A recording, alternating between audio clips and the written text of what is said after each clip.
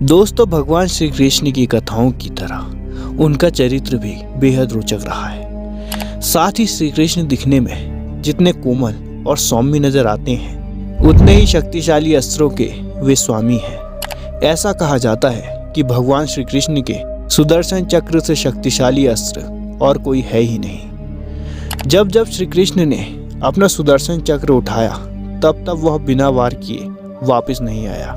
फिर चाहे सुदर्शन से किसी का वध करने के स्थान पर उन्होंने किसी की शक्ति या अभिमान पर ही वार क्यों न किया हो। ऐसे में सुदर्शन चक्र के अनेक रहस्यों के बारे में आज हम बात करने वाले हैं, तो वीडियो के अंत तक बने रहिए। नमस्कार दोस्तों, मैं हूं आपका दोस्त राज और स्वागत करता हूं मेरे इस यूट्यूब चैनल में।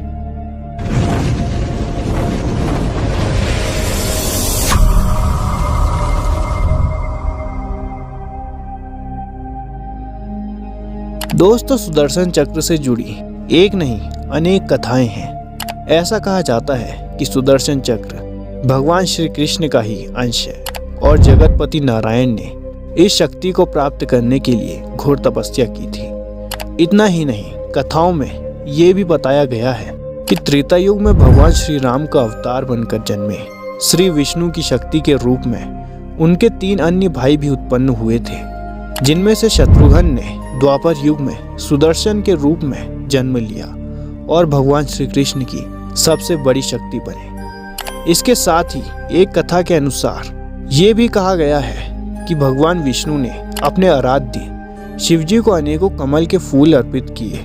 उनमें से एक जब खो गया तो श्री कृष्ण ने उसके स्थान पर अपनी एक आंख निकालकर शिवजी को अर्पित की। विष्णु जी के ऐसा करने पर शंकर जी उनसे अति प्रसन्न हुए और फिर उन्हें सुदर्शन चक्र के रूप में दुनिया का सबसे शक्तिशाली अस्त्र भेंट किया। एक कथा के अनुसार श्री कृष्ण ने सुदर्शन चक्र भगवान परशुराम से प्राप्त किया था, जिसके बाद उनकी शक्तियां और भी बढ़ गई थी। शिक्षा ग्रहण करने के बाद श्री कृष्ण की भेंट विष्णु जी के अवतार परशुराम से हुई थी। परशुराम ने श्री कृष्ण को सुदर्शन चक्र भेंट किया था। इसके बाद ये चक्र हमेशा श्री कृष्ण के साथ ही रहा। श्री कृष्ण ने अपने सुदर्शन चक्र से सबसे पहला वध राजा श्रीगाल का किया था। श्रीगाल हिंसक वृत्ति का हो गया था। वह किसी भी स्त्री, संपत्ति और भूमि को हड़प लेता था। सुदर्शन चक्र शिवजी ने त्रिपुरासुर का वध करने के लिए निर्मित किया था। बाद में शिवजी ने सुदर्शन चक्र भगवान विष्णु को दे दिया था। चलिए इसकी पूरी कहानी जानते हैं। धार्मिक ग्रंथों में सबसे विनाशक हथियारों में इसका नाम लिया जाता है। श्री कृष्ण के सुदर्शन चक्र से जुड़ी कई कहानियों का उल्लेख पुराणों में भी किया गया है। कहते हैं कि श्री कृष्ण से पहले सुदर्शन चक्र भगवान विष्णु के पास था, लेकिन बाद में ये श्री कृष्ण के पास आ गया। श्री कृष्ण भगवान विष्णु के 8वें अवतार माने जाते हैं। भगवान विष्णु के पास से सुदर्शन चक्र श्री कृष्ण के पास पहुंचा था। सुदर्शन चक्र के बारे में भागवत पुराण में वर्णन मिलता है कि किसी भी चीज को खोजने के लिए ये सक्षम था। साथ ही इसे सर्वाधिक विध्वंसक अस्त्रों में गिना जाता है। इसे भगवान श्री कृष्ण द्वारा क्रोधित होने पर दुर्जनों के संहार के लिए प्रयोग किया जाता था। शिव पुराण के कोटि युद्ध संहिता में एक कथा का वर्णन है। जब दैत्यों का अत्याचार बढ़ गया, तब सभी देवी देवता भगवान विष्णु के पास गए। फिर भगवान विष्णु ने कैलाश पर्वत पर जाकर भगवान शिव की विधिवत आराधना की। वे उनके 1000 नामों से उनकी स्तुति करने लगे। प्रत्येक नाम पर वे एक कमल का फूल भगवान शिव को चढ़ाते थे। तब भगवान शिव ने विष्णु की परीक्षा लेने के लिए उनके द्वारा लाए गए 1000 कमल पुष्पों में से एक छिपा दिया। एक फूल कम पाकर भगवान विष्णु उसे ढूंढने लगे, लेकिन वो फूल नहीं मिला। तब विष्णु ने उस फूल की पूर्ति के लिए अपनी एक आंख निकालकर शिव जी को अर्पित कर दी। विष्णु की भक्ति देखकर भगवान शिव बेहद प्रसन्न हुए और उनसे वरदान मांगने को कहा। तब विष्णु ने दैत्यों को समाप्त करने के लिए एक अजेय शस्त्र का वरदान मांगा, जिसके बाद भगवान शंकर ने सुदर्शन चक्र भगवान विष्णु को दे दिया था। भले ही ये चक्र छोटा होता था, लेकिन इसे सबसे अचूक अस्त्र माना जाता था। ये अस्त्र बहुत ही शक्तिशाली था, क्योंकि छोड़े जाने के बाद शत्रु का नाश करने से पहले ये लौटता नहीं था। इस अस्त्र को किसी भी प्रकार से रोक पाना असंभव था। जब जब श्री कृष्ण ने अपना सुदर्शन चक्र उठाया तब तब वह बिना वार किए वापस नहीं आया। फिर चाहे सुदर्शन चक्र से किसी का वध करने के स्थान पर उन्होंने किसी शक्ति या अभिमान पर ही वार क्यों न किया हो। सुदर्शन चक्र श्री कृष्ण के बाद यदि कोई उपयोग कर सकता था तो वो केवल श्री राधा ही थी। इसके साथ ही सुदर्शन कभी भी किसी गलत भावना से किए गए कार्य को पूरा करने में सहयोग नहीं करता था।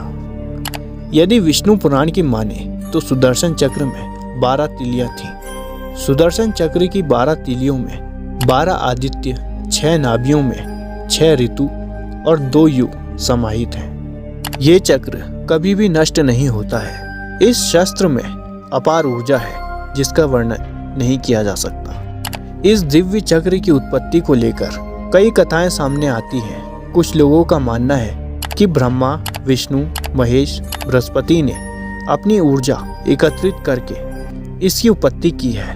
लोग ये भी मानते हैं कि महाभारत काल में अग्निदेव ने श्री कृष्ण को ये चक्र दिया था, जिससे अनेकों का संहार हुआ था। इस चक्र का नाम 2 शब्दों से जुड़कर बना है, सु यानी शुभ और दर्शन। चक्र शब्द का अर्थ है गति।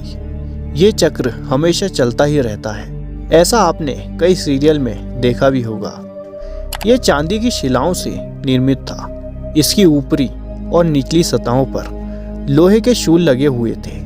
कहते हैं कि इसमें अत्यंत विषैले किस्म के विष का उपयोग किया गया था।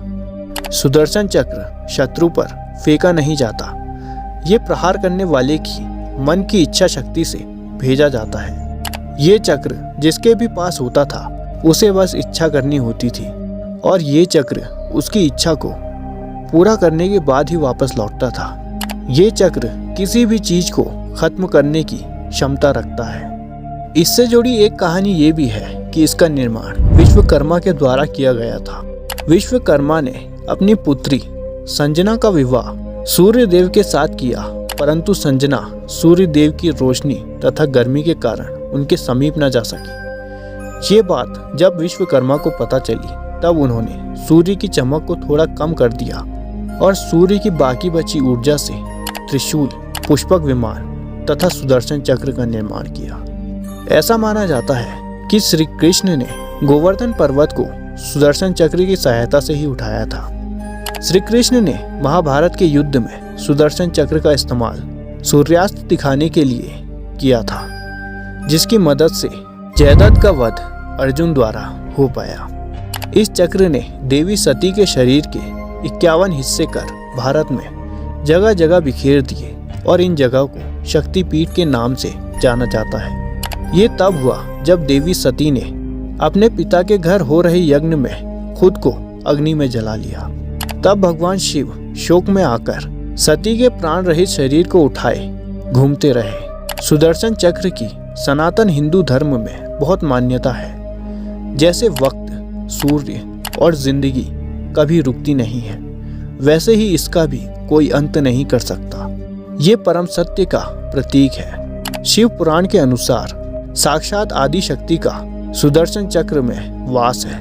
हमारे शरीर में भी कई तरह के चक्र मौजूद हैं, जिसमें अत्यंत ऊर्जा और आध्यात्मिक शक्ति उत्पन्न करने की क्षमता है।